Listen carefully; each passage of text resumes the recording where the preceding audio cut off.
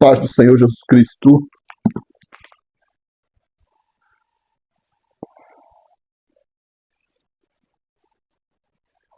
Paz do Senhor Jesus Cristo. Mais uma vez estamos aqui nesse canal abençoado.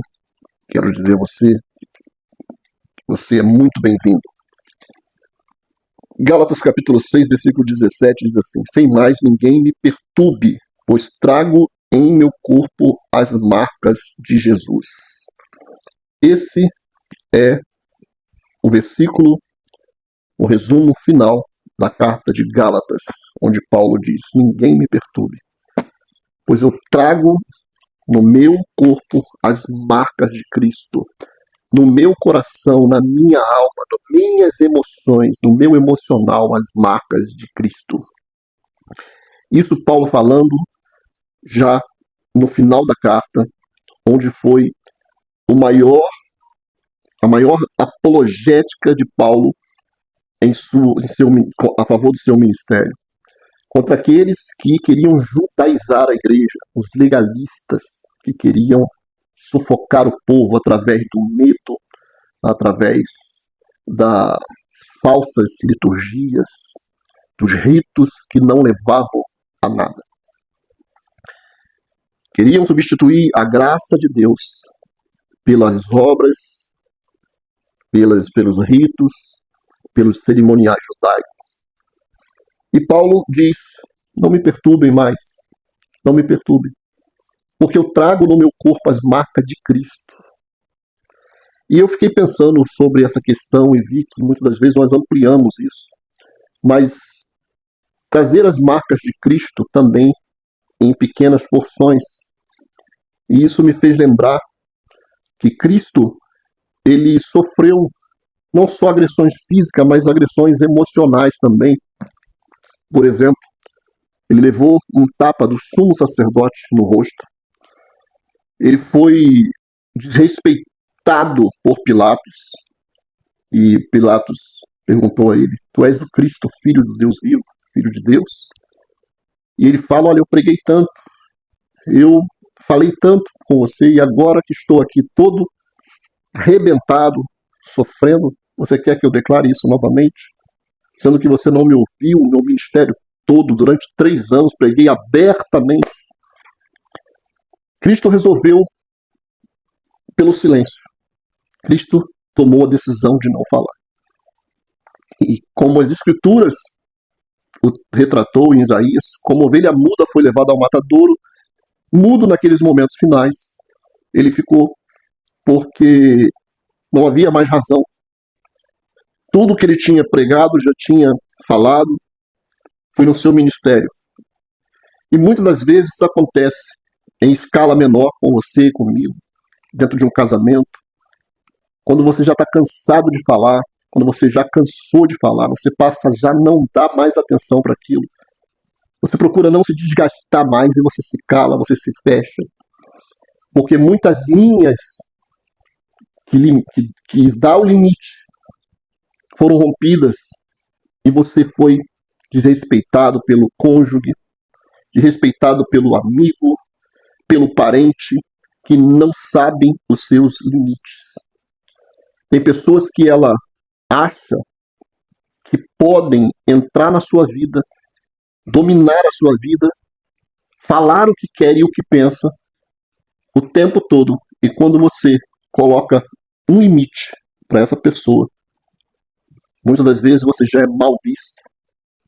Você é tido até como soberbo. O cara é soberbo.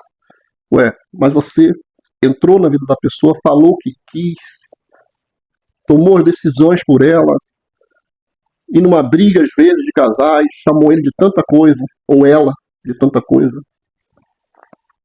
E de repente ela toma uma atitude, ou ele toma uma atitude de frieza, de distanciamento, e muitas das vezes até da ruptura do amor, vai para um lado, vai para o outro.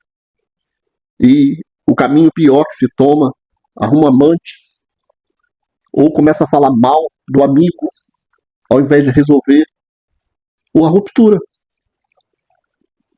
Não dá, não tem limite, não permita que a pessoa entre mais na sua vida, que destrua o seu emocional. Não sabe respeitar o próximo, mas só exige o respeito para si, então não dá mais para caminhar.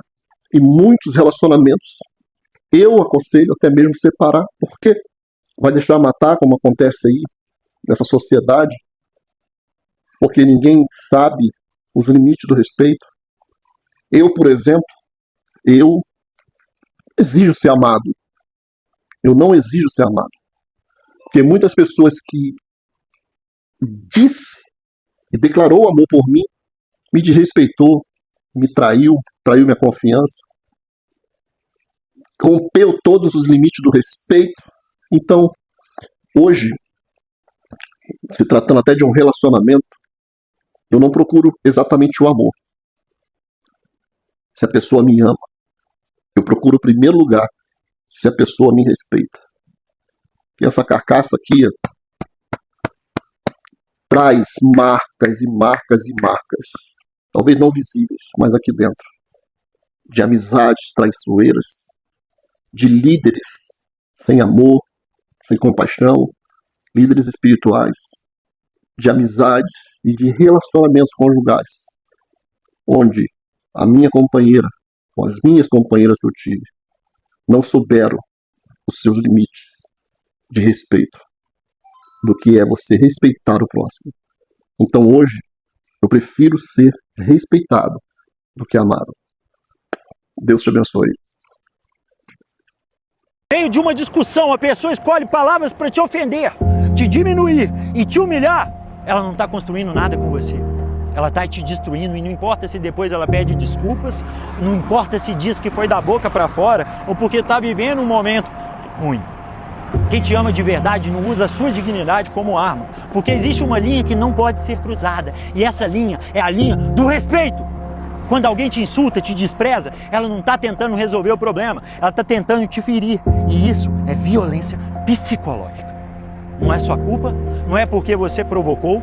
As palavras que alguém escolhe na hora da raiva também mostram o que existe aqui dentro. Isso no meio do conflito, o que vem são sempre palavras cruéis, cheias de desprezo e humilhação. Então não é só a raiva falando, é a forma como essa pessoa te enxerga. Não normalize isso, só porque depois vem um pedido de desculpas, de perdão, porque o ciclo quase sempre é o mesmo. Te machuca, te culpa, pede desculpas, promete mudar e depois repete. Você merece respeito sempre, até quando a relação entra em conflito. E se você precisa ficar lembrando o tempo todo de que lá no fundo a pessoa te ama, talvez a verdade seja que esse amor não está mais ali. Conte comigo para muito mais verdades. Continue firme e faça do jeito que dá.